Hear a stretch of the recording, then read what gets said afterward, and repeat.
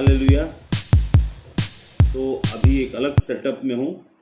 उस अलग सेटअप में होते हुए हम आज परमेश्वर के वचन में थोड़ी देर पहले हमारे जो मीडिया को अपलोड करते हैं उन्होंने पिछले जो मीटिंग है उसको अपलोड किया और अपलोड करने के द्वारा मैंने उसको सुनते समय मैं बहुत सारी बातों को अपने ही द्वारा से कही हुई बातों को मैं सीख रहा था। उसमें मैं इन बातों को देख रहा था कि कैसे लूका के 22 के 37, लूका 22:37, इसको हम एक रिव्यू छोटा सा कर लेंगे, फिर हम आज के वचन में जाएंगे। लूका उसका 22 उसका 37, लूका 22 उसका 37।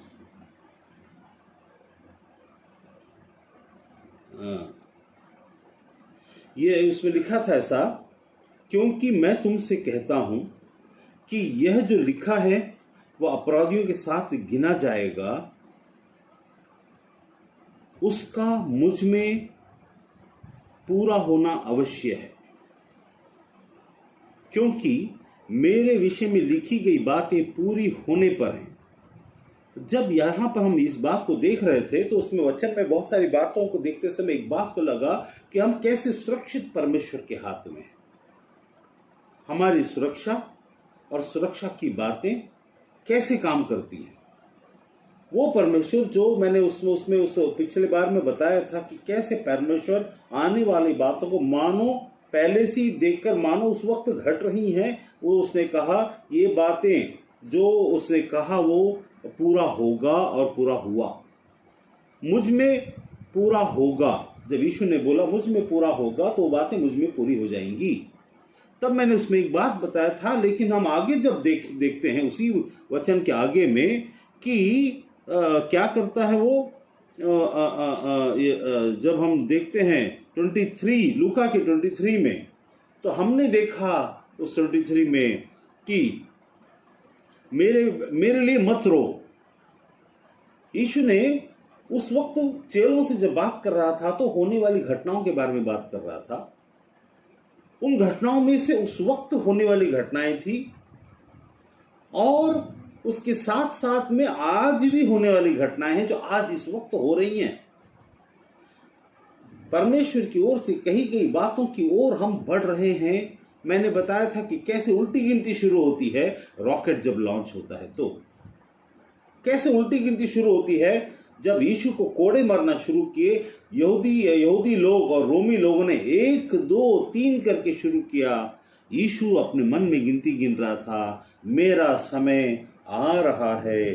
49 48 47 3 2 1 0। अब वो समय वो लैशेस का समय जो परमेश्वर का पूरा हुआ, फिर क्रूस का समय पूरा हुआ, फिर मरने का समय पूरा हुआ, फिर जी उठने का समय पूरा हुआ, वापस स्वर्गारोहण का समय पूरा हुआ, पवित्र आत्मा का भेजा गया समय पूरा हुआ और अब उस व्यक्ति का प्रकट होने का समय आ गया है। उस वक्त के लोग यीशु के रहते समय उस वक्त इस पृथ्वी पर चला फिरा करते थे। अब जब एंटी क्राइस्ट आने वाला है और वो जो द मैन ऑफ प्रेडिक्शन आने वाला है, वो समय जो आ चुका है, हम इस पृथ्वी पर चल रहे हैं। हम इस परमेश्वर की जातियों में से सबसे मजबूत जाति परमेश्वर ने हमें आत्मा में तैयार किया है। परमेश्वर ने जिन जातियों को आज तक बनाया, मैं ऐसी योएल की किताब 2 में मेरे ख्याल से ऐसा लिखा हुआ है, मैं एक ऐसी जाति का निर्माण करूंगा जो आगे आगे जाएगा। अगर हो सके तो हम उसको देखने की कोशिश करेंगे। मेरे को उसका वचन का सही जगह तो पता नहीं, लेकिन योएल में 2 के देखो यहां लिखा है, मैं पढ़ देता हूं। सिय्योन में नरसिंगा फूको। जोएल 2 का पहला पद, योएल हिंदी में योएल बोलते हैं। वहां लिखा है, सिय्योन में नरसिंगा फूको, मेरे पवित्र पर्वत पर सांस बांधकर फूको। सांस बांधकर फूकने का मतलब क्या? लंबा फूकना। सांस बांधने का मतलब लंबा फूकना, सियोन में नरसिंगा फूको, नरसिंगा फूको, मेरे पवित्र पर्वत पर सांस बांध कर फूको, देश के सब रहने वाले कांप उठे, क्योंकि यहोवा का दिन आता है, वरन वह निकट ही है। यहोवा का दिन आता है, वरन वह निकट ही है। जब रशिया इस वक्त यूक्रेन के साथ युद्ध लड़ रहा है, हम उस निकटता के उस अंतिम छोर को भी पार कर चुके हैं। We have already entered much more nearer than those periods of Yoel which was written just 2000 years before के और 400 साल 2400 500 600 years के करीब करीब में योएल ने लिखा था इस बात को। उस वक्त उसने कहा, देखो 2500 साल पहले उसने कहा कि यहोवा का दिन आता है, वरन वह निकट ही है। वह अभी तक आया नहीं था, न आया है, लेकिन उस समय निकट के मनिस्बत आज हम और भी निकट। आगे पढ़ते हैं, आगे क्या लिखा है। आगे लिखता है, वह अंधकार का तिमिर का दिन, वह बदली का दिन और अंधियारे सा फैलता है। जैसा भोर का प्रकाश पहाड़ों पर फैलता है, वैसे ही जैसे भोर का, मैं ऐसे ही नहीं बोलता कोई चीज जब तक कि वचन में वो चीज को न लिखा गया हो। वहां लिखा, देखिए वहां लिखा है, वो दिन 2500 साल पहले बोला निकट आ गया। 2.5 दिन पूरे हुए, तीसरा दिन यीशु ने क्या बोला था, इसको ढा दो शरीर को, तीसरे दिन मैं उठाकर खड़ा करूंगा। परमेश्वर का पहला 3 दिन पूरा हो चुका, अब दूसरा 3 दिन वाला 3000 साल की बराबर की बातें ये पूरी होने पर आ चुकी हैं। अब ये भोर आ गया है जब रशिया इस वक्त यूक्रेन पर युद्ध लड़ रहा है, और उसके बाद में उसके सामने में जब लोग झुक जाएंगे, और उसके बाद ये अपनी ताकत को फिर से स्थिर और स्थापित कर देगा, और उसके बाद में बड़े बड़े उकाब और उकाब से संबंधित बातें अपनी अपनी जगह में कूटनीतिक रीति से फेल हो जाएंगे। वे जो काम पश्चिमी देश वाले जो कर रहे हैं, ये उन्हीं के ऊपर में भारी हो जाएगा। वो ऐसा भारी हो जाएगा क्योंकि ये दिन इन लोगों को दिया हुआ है। उसमें भारत भी शामिल है, चाइना भी शामिल है, रशिया भी शामिल है, जिसको अब दिन दे दिया गया है। इनके हाथों में परमेश्वर ने जिसको दिन को सौंपा है, ताकि वह अधर्म को ऊंचा उठाएं और अनीति करें, और जो मनमर्जी आए वो करें। वो इनको समय दे दिया गया है। इनको ताकत मिलता और मिलता चला जाएगा। जो लोग उनके खिलाफ में उठकर खड़े होंगे, वे लोग कहीं ना कहीं ये सोचेंगे हम मिलकर लड़ लेंगे, लेकिन लड़ नहीं पाएंगे। इसीलिए होगा क्योंकि परमेश्वर ने जिस प्रकार फिरौन के विषय में बोला था कि देखो मैं फिरौन को उठाता हूं और उसे ताकतवर बनाता हूं और उसके अंदर के घमंड को उजागर करता हूं, ताकि मैं अपनी सामर्थ को उसके द्वार से सारी पृथ्वी पर स्थिर और स्थापित करूं और उसको प्रकट करने पाऊं। वही परमेश्वर आज इस बात को उभार रहा है। ये आप ये मत समझिए युद्ध परमेश्वर उभारता है, ऐसा नहीं है। कौन उभारता है? हम जब घमंड करते हैं तो हमारे घमंड के साथ नाश आता है, लिखा है वचन में। जब हम घमंड करते हैं तो घमंड के साथ में नाश आता है। मतलब युद्ध क्या लेकर के आता है? नाश आता है, नाश को लेकर के आता है। आज जब यूक्रेन के देश को हम जब देखते हैं तो वहां पर देखते हैं सारी ओर नाश नाश नाश और नाश है, नाश लेकर के आता है। इसका मतलब है इसके पहले उनके अंदर में घमंड आ चुका है, तभी वो नाश आ रहा है। अब इनका घमंड, इन्हीं के खिलाफ में परमेश्वर के कार्य तुरंत तुरंत नहीं दिखते हैं। परमेश्वर के कार्य दिखने के लिए थोड़ा समय लगता है, तुरंत नहीं दिखता है, लेकिन जब वो पूरा होता है तब समझ में आता है ये क्या है और ये कैसा हुआ। अभी जो हो रहा है उसमें लोग अपने पास जो जो हथियार है और अपने पास जो जो ताकत है उस सब ताकत को झोंक देंगे। वे अपने अपने तरीके से जैसा जैसा सैंक्शंस लगा रहे हैं, वेस्टर्न कंट्रीज इन लोगों के ऊपर में सैंक्शंस को लगा दें क्योंकि उनके हाथ में हथियार है, लेकिन इनको पता नहीं कि वो दूसरी व्यवस्था तैयार है, एक दूसरा सिस्टम तैयार है, दुनिया बदलने पर है। The world is in the curvature, in the, वो मोड़ पर है, एक ऐसा मोड़ जहां सारी चीजें बदलने वाली हैं। अब तक जो ऊंचे थे वो नीचे हो जाएंगे और ताकतहीन, ताकत विहीन हो जाएंगे, और कुछ ऐसे लोगों को ताकत दिया जाएगा जो आने वाले अधर्म को पालने वाला एक ऐसा व्यक्ति जो परमेश्वर के खिलाफ में उठकर खड़ा होगा, उसको साथ देने वाले आ जाएंगे। हम उस ऐसे दौर में हैं। अब देखिए हमारे विषय में बाइबल में क्या लिखा है। हमारे विषय में योएल भविष्यवक्ता के द्वारा परमेश्वर की आत्मा हमसे क्या बताता है। वहां बताता है, मैंने बताया इस यीशु ने कहा मत रो, क्योंकि यीशु को पहले ही सब कुछ मालूम है। क्यों रोना नहीं है? क्योंकि थोड़ा इंतजार करने पर हम चीजों को, परमेश्वर की चीजों को अपनी जिंदगी में और संसार में पूरा होता हुआ देखेंगे।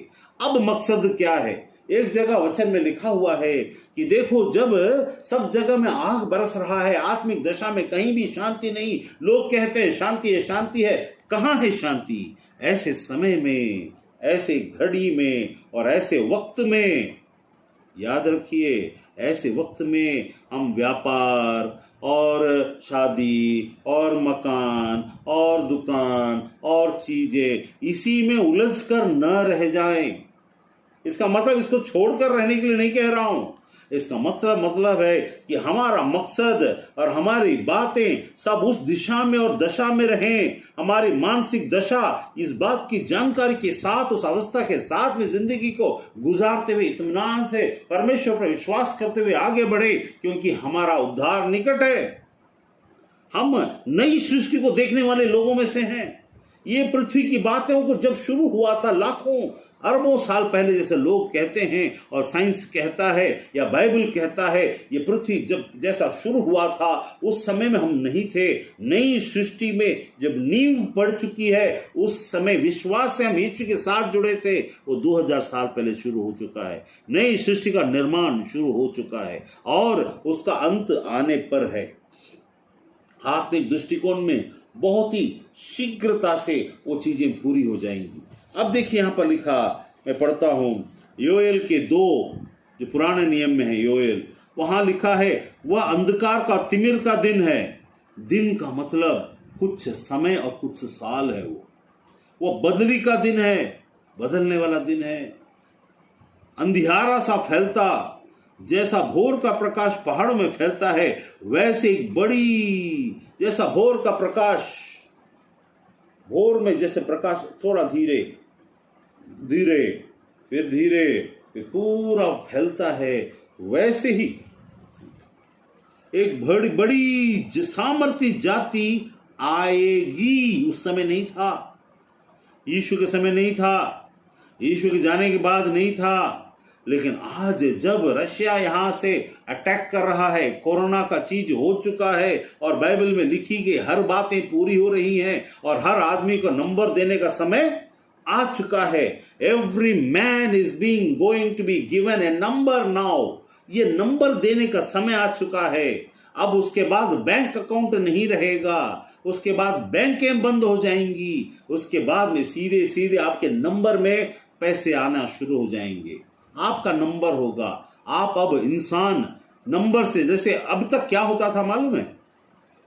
अब तक ऐसा होता था कि जब कोई इंसान मर जाता था उसको 108, 109 नंबर, लाश को नंबर दिया जाता था। लाश को नंबर दिया जाता था। वो लाश जो अपनी मर्जी से इधर उधर चलता नहीं, वरन कोई कंपाउंडर या फिर एक चपरासी जो अस्पताल में सबसे लोवेस्ट कैटेगरी में काम करने वाला कोई व्यक्ति उस बड़े अफसर के लाश को उठाकर इधर उधर घुमा सकता था, कहीं भी पटक सकता था, अलमारी में रख सकता था। वो उस आदमी को कोई नाम से नहीं बुलाता था, वरन नंबर से बुलाया जाता था। ओ फला नंबर के लाश को लेके आओ, ओ 223 नंबर के लाश को लेके आओ। 223 में हो सकता कोई कमिश्नर हो, 223 में हो सकता कोई कलेक्टर हो, 223 में हो सकता कोई प्रधानमंत्री हो, कौन से देश का क्या प्रधानमंत्री, लेकिन नंबर लाश को दिया जाता है। अब इंसानों को दी जाने वाली बात आने वाली है, उसके पहले इंसानों को लाश बनाया जाना जरूरी है। नंबर मिलने से पहले इंसान लाश बनने वाले हैं, मतलब उनकी मर्जी न चलने वाली स्थिति होने वाली है। आपके ऊपर में पूरी निगरानी और पूरा चीजों को आपको कंट्रोल, आपके पैसे को कंट्रोल किया जाना, आपके लेन देन को कंट्रोल करना, आपके रास्ते में चलने को कंट्रोल करना, आपके गाड़ी में ट्रैवल को कंट्रोल, आपके सांसों को मास्क के द्वारा से कंट्रोल शुरू हो चुका है। Your breath are being countered, वो मास्क के द्वारा से आप वो कंट्रोल कर रहे हैं। मैं नहीं बोलता कि मत करें, मैं बोलता हूं ये समय आ चुका है।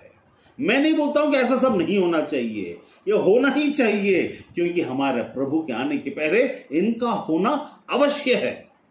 इस बात को जाने, क्या जाने, यहां लिखा योएल में, वहां लिखा है, और भोर का प्रकाश पहाड़ों पर फैलता जैसा ऐसा फैलता है, वैसे ही एक बड़ी जाति और सामर्थी जाति आएगी, प्राचीन काल में वैसी कभी ना हुई। मेरे पीछे फिर से उसको अपने मनों में कहें, प्राचीन काल में, मूसा के जमाने में, आदम के जमाने में, इब्राहिम के जमाने में, दाऊद के जमाने में, सुलेमान के जमाने में, यीशु जब संसार में आया उस जमाने में, और आज हमारे माँ बाप के जमाने में भी ये बातें नहीं थी। These things were not there. प्राचीन काल में ऐसी बड़ी जाति और बड़ी और सामर्थी जाति नहीं थी। प्राचीन काल में वैसी कभी ना हुई, लिखा है, और ना उसके बाद फिर किसी पीढ़ी में होगी। हमारे बच्चे और जो आएंगे और उनके बच्चे जो जैसे आएंगे, ये सामर्थी जाति की तैयारियां शुरू हो चुकी हैं। ऐसी सामर्थी जाति ना प्राचीन काल में कभी नहीं आई, ना इन फ्यूचर में आएंगी। ये तिमिर का दिन कब प्रकट हो जाए, ये अंधकार का दिन कब प्रकट हो जाए। अभी संसार में अंधकार आ रहा है, फिर उसके बाद पृथ्वी में अंधकार आएगा। संसार में अंधकार का आने का मतलब होता है कोई भी किसी को कहीं भी पकड़कर उस पर हावी होना। इसको संसार का अंधकार बोलते हैं। संसार मतलब the system of this world will be controlled by some and few powerful peoples with their intellectuality, through insurance और थ्रू थिंग्स लाइक दैट। उन लोग क्या बोलेंगे, उस जगह में क्या है, प्राचीन काल में कभी ना हुई, न आगे उसके बाद कभी होगी। ऐसा दिन और ऐसा सामर्थ्य जाति के युग और उस समय में हम प्रवेश कर चुके हैं। 2010 जब शुरू हुआ, 2020 शुरू हुआ, already we are in that. अब आगे है कंट्रोल। अब जब ये जो अब दुनिया दो भाग में बट जाएगा,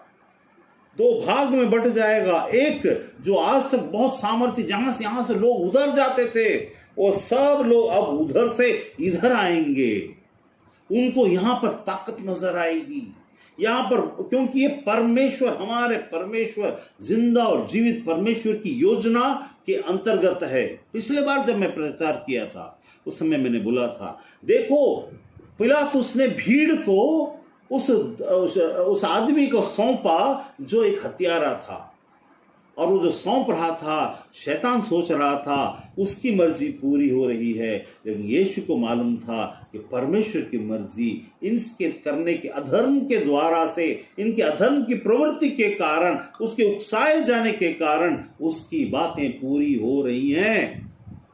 पर आज भी जो भी हो रहा है, भले ही गलत हो रहा है, लेकिन मर्जी परमेश्वर की पूरी हो रही है। इसका मतलब परमेश्वर गलत नहीं करवा रहा है, हम गलत हैं, और हम जो गलत के योग्य लोग हैं वो गलत करेंगे और गलत करते हुए आगे बढ़ेंगे। लेकिन यहां पर हमको एक चीज को सोचना है, आप अपने आप को कमजोर ना समझें।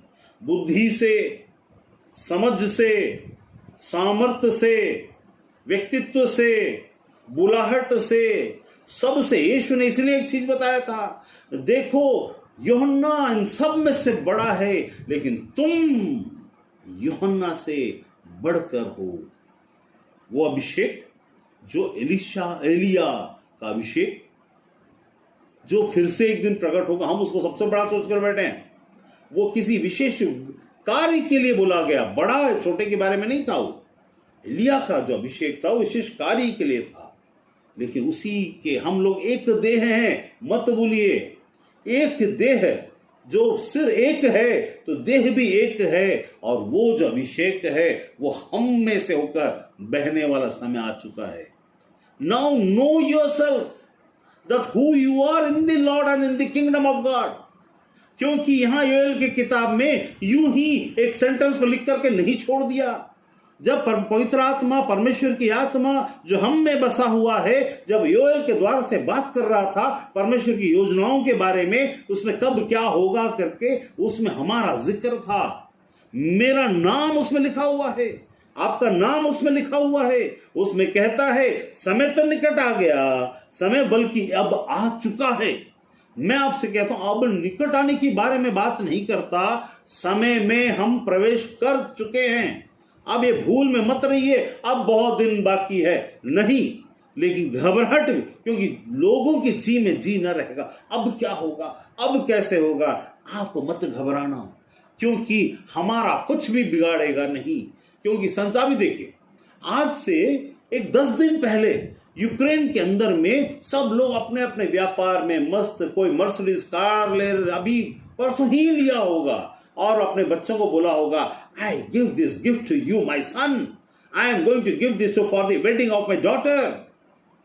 ऐसा बोला होगा, उसने लिया होगा, पैसा खर्च किया होगा, लोन लिया होगा, घर बनाया होगा, आगे का भी योजना करके आज 5-6 मार्च को हम इस दुकान की ओपनिंग करने वाले हैं, सोचे होंगे। कुछ फंडिंग्स हुए होंगे, सब कुछ हुआ होगा यूक्रेन के अंदर में। कुछ लोगों ने नया कॉलेज बनाया होगा और कुछ नए एडमिशंस के लिए पैसे दे चुके होंगे। बहुत सारे लोग यहां से लोन लेकर यूक्रेन में पढ़ने के लिए, बच्चों के लिए 8-8, 10-10 लाख का लोन लेकर के दे दिया होगा, और उनके पैसे फंस चुके होंगे। उनको पता नहीं था कि अब उनकी पढ़ाई कंप्लीट नहीं होने वाली है।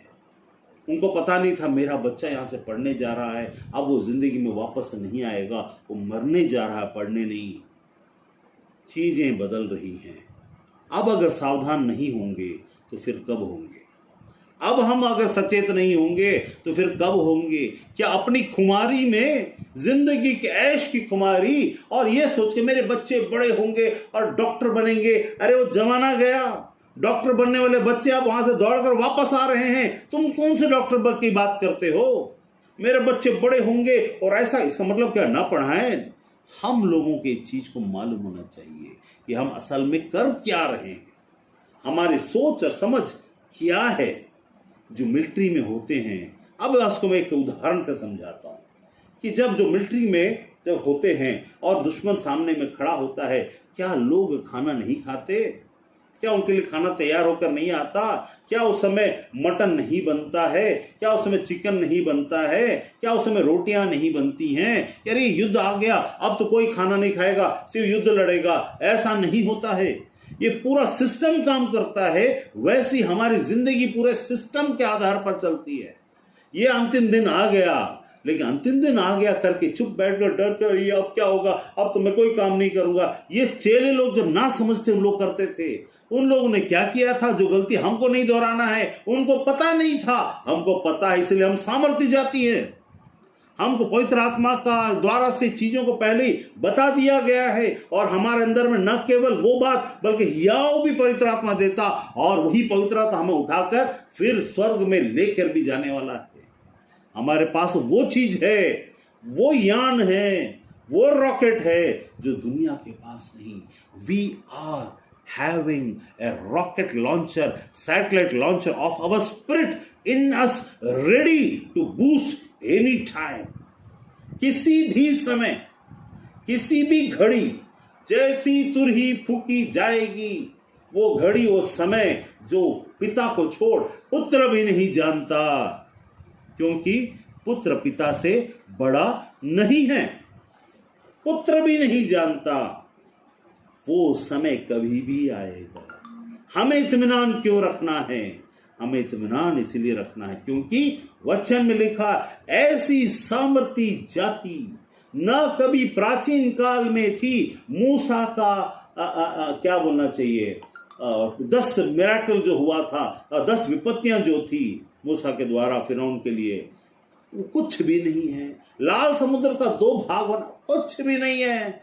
अभी जो 2 भाग होने जा रहा है वो पृथ्वी, मृत्यु और 2 लोक के बीच का रास्ता 2 भाग होने जा रहा है। यीशु मेरी लाठी और आपकी लाठी है। Jesus is the tool over here.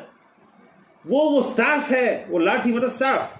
He is the staff that strengthens us with the authority with whom we perform the miracles। लाल समुद्र तो पानी था, अब वो आत्मा की बातें हैं।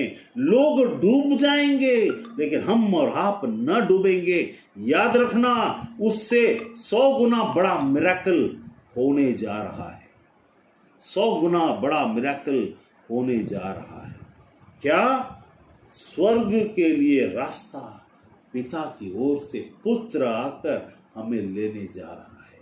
ही is going to make a way. English में गाना है, he will make a way where there seems to be no way. वहां पर ऐसे रास्ते बनाएंगे जो रास्ते नहीं थे। लाल समुद्र के सामने कोई रास्ता नहीं था, कोई डामर नहीं चला था, कोई रोलर नहीं चला था, केवल एक लाठी, और वो मूसा परमेश्वर के नाम से, यहोवा के नाम से, यीशु के नाम से उसने बढ़ाया। उसका बढ़ाना एक राज्य की खात्मा है। हमारे लिए यीशु नाम का बढ़ाया जाना, हमने अपने विश्वास को एक्सटेंड कर दिया है। We have extended our faith in the name of Jesus. And वो रास्ते को खोलता है। पीछे से ऐसी घटनाएं आती चली जाएंगी, पीछे से ऐसी घटनाएं आती चली जाएंगी, लेकिन पीछे से तो आएंगी, लेकिन आगे में हमारा रास्ता बंद। स्वर्ग यहां से आसमान में देखो। अब हम पृथ्वी से पृथ्वी पर नहीं जा रहे हैं, हम पृथ्वी से आसमान में जा रहे हैं। हमारा उद्धारकर्ता परमेश्वर आसमानों को चीरते हुए, गैलेक्सीज को चीरते हुए, आत्मिक और फिजिकल दुनिया को चीरते हुए एक नए आयाम को, जो आयाम आंखों से नहीं दिखता है, जिस आयाम में वो पहुंचा, जो 1 सेकंड में गायब करता है और स्वर्ग में ले जाकर खड़ा करता, वो एक ऐसा स्थान है बोला जाकर खड़ा करने वाला। लेकिन हमारे लिए तो एक और बात हो रही है, वो ये कि हम उस जगह में, उस राज्य में राज्य की संतान बनकर, राजा बनकर राज्य करने वाले लोग कैसे होते हैं? सामर्थी। राजा लोग सामर्थी होते हैं, उनकी बातें सामर्थी होती है, उनका कहना और शब्द सामर्थ से भरा होता है। वो कह देते इसका सिर्फ कलम कर दे, मतलब कलम हो ही जाएगा। राजा को सिर्फ एक एस्तर के जमाने में तो राजा एक ऐसा स्टाफ को पकड़ता था, एक चीज को अगर वो नीचे कर दिया तो खत्म, ऊपर कर दिया तो बच गए। उसके इशारे ही काफी है। हम उनमें से हैं जहां हमें इशारा भी नहीं करना पड़ेगा। जस्ट सोचो, मनुष्य उस स्थिति में पहुंच गया है, वो सोचेगा और हवाई जहाज उड़ने लगेगा। जब मनुष्य ऐसा कर सकता है, गधों जैसा, घोड़ों जैसा, जानवर जैसा बुद्धि वाला मनुष्य जब अपनी सोच के द्वारा चीजों को बदलने की सोच रख सकता है और चांद और सितारों में पहुंच सकता है, तो परमेश्वर ने क्या कुछ न किया होगा, जरा सोच कर देखिए। हम उस जाति में से हैं। यहां पर लिखा, फिर से मैं पढ़ देता हूं ताकि आपके अंदर में हियाव हो जाए। आप इस बात को याद रखना कि ये यूं ही नहीं बताया गया। यदि आप इन बातों को ना समझो तो याद रखना आपने बहुत कुछ खो दिया। मैंने एक बार बताया था, वचन में लिखा है कि मैंने तुम्हें इसीलिए चुना कि समझ कर प्रतीति करो, ना समझ बनकर नहीं। You should believe with understanding. यहां समझ लीजिए यहां क्या कहता है। वहां ऊपर लिखा है क्योंकि यहोवा का दिन आता है और वरन वह निकट ही है, वह अंधकार और तिमिर का दिन है, वो बदली का दिन है और अंधियारे कैसा फैलता, जैसा भोर का प्रकाश पहाड़ों पर फैलता, वैसे ही एक बड़ी जाति और सामर्थी जाति आएगी। In future is going to come, वहां लिखा वो फ्यूचर का खात्मा यहां हो रहा है। रवि सोलम is in that, are you in that? With belief and understanding, if you could understand that, you can be in or you can be out. If you don't understand, you will have that opportunity to receive, but you can miss it. Be ready for that. Don't be ready for those things of this worldly way. वो तो हम हो ही जाएंगे, हम तो कर ही रहे हैं। मैंने इस चीज को बताने की इसलिए कोशिश की, उस सिस्टम के द्वारा, उस सेना के सिस्टम के द्वारा युद्ध लड़ी जा रही है, लेकिन पीछे खाने तैयार हो रहे, बिरयानी भी बन रहा है, हाँ बिरयानी भी बन रहा है, गाने भी बज रहे हैं। क्यों? क्योंकि इनको बाकी तैयारियां भी, वो एक टारगेट है, लेकिन बाकी तैयार को छोड़ना नहीं है।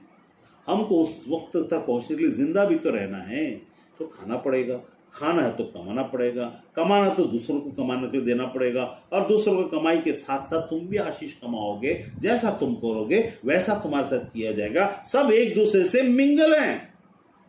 इसीलिए परमेश्वर की बातें अद्भुत, भयंकर, बड़ी और सामर्थ्य होती है।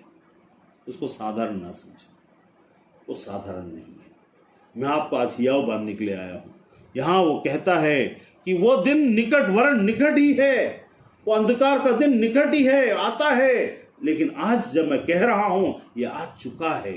अब तिमिर का दिन आ चुका है, बदली का दिन आ चुका है। अब क्या अंधेरा का सा फैलता है, तो सब जगह फैलता है, वो धीरे धीरे फैलता चला जाएगा।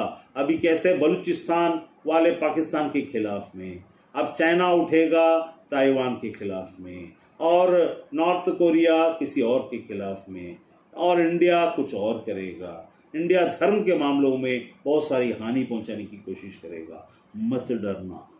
कलीसियाएं, गिरजाघर, मतलब मकान, बिल्डिंग बनाने वाली चीजें अगर गिर रही हैं, मत, मैं नहीं कहता कि ये अच्छा है, मैं बोलता हूं मत डरना, इनका होना आवश्यक है। ये परमेश्वर की योजना में एक भाग है। परमेश्वर करवा नहीं रहा है, लेकिन उनके द्वारा से उनका दंड के योग्य उनको ठहराने के लिए इन चीजों का होना आवश्यक है। यीशु के जमाने में यीशु को क्रूस पर चढ़ाने के लिए उनका कुटिल होना, कपटी होना जरूरी था, और उनकी कपट कुटिलता को इस्तेमाल करते हुए परमेश्वर की योजना को शैतान पूरी कर रहा है। शैतान सोच रहा है वो अपनी पूरी कर रहा है। वो जो भी करेगा परमेश्वर की योजना के एक तरफ और आगे, जितने भी सताव आएंगे परमेश्वर योजना के एक तरफ आएंगे, जितने भी बातें होंगी परमेश्वर योजना के और निकट आएंगी। इसीलिए मत घबराना। कुछ दिन और कुछ क्षणों की बात है, कुछ दिन और 2500 साल लोग इंतजार कर लिए। ये तो सिर्फ आज से लेकर 50 साल, आज से लेकर 10 साल, आज से लेकर 5 साल, आज से लेकर 1 साल, हमको नहीं मालूम, बट बहुत ही निकट और बहुत ही जल्दी है, समय बहुत ही कम है। यहां क्या लिखा, इसलिए मैं बोलता एक ऐसी जाति, सामर्थी जाति। हम कैसे सामर्थी हैं? प्राचीन काल के लोग क्या नहीं करते थे जिसके कारण वो सामर्थ्य नहीं थे? वो हमेशा चुगली किया करते थे, वे मुड़ किया करते थे, वो सामर्थ्य नहीं होंगे। वो अपने स्थान को ऊंचा करने की कोशिश करते थे, वो सामर्थ्य नहीं होंगे। सामर्थी जाति की शुरुआत यीशु के आने के बाद हुई। और उस जाति की शुरुआत कैसे शुरू हुई? यीशु ने बोला मैं सेवक की नाई आया हूं। अब की बार जब वो आएगा तो राजा की और न्यायाधीश की नाई आएगा। लेकिन अभी वो आया था उस समय जब सामर्थी जाति की शुरुआत हुई थी, वो थी सेवक की नाई। यदि हमारा मन और हमारी बातें सेवक के समान हो तो, क्योंकि लिखा है जो छोटा करेगा वो बड़ा किया जाएगा। क्या यीशु ने पतरस के पैर को धोकर वो उसका नौकर बन गया हमेशा का? नो, पतरस के पैर को जब धोया, 12 चेलों के पैर को जब यीशु धोया, सृष्टिकर्ता परमेश्वर, पुत्र का पुत्र, शब्द परमेश्वर, यहोवा परमेश्वर, सामर्थी परमेश्वर, मृतकों से जिंदा होने वाला परमेश्वर, उस समय जो मृतक नहीं हुआ था तब की बात है कि मृतक होने वाला परमेश्वर होकर भी उसको मालूम था कि मरने भी वाला हूं, उसको मालूम था मैं जिंदा भी होने वाला हूं, उसको मालूम था एक नाम दिया जाएगा, उसको मालूम था कि सिंहासन मिलेगा। ये सब के मालूम होते हुए भी उसने पैर धोए। अपने आप को छोटा करने का मतलब होता है तुम बड़े हो, बड़े रहोगे, लेकिन तुम्हारी मन की बातें छोटे तरीके से काम करने में ना हिचकिचाए।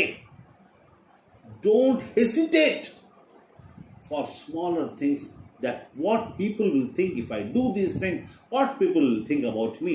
No, तुम छोटा बनने में अपने आप को हिचकिचाओ मत, क्योंकि सामर्थी लोग छोटे से बड़ा होते हैं। दाऊद सामर्थी था, कैसे बड़ा हुआ? वो भी कभी पैदा हुआ होगा, छोटा रहा होगा। बड़े बड़े पेड़ जो उगते हैं वो पहले एक छोटे से, कभी उससे जाकर पूछिए ए पेड़ तो इतना बड़ा बैनियन ट्री है, इतने 2000 साल से तो रहता है, गया में है,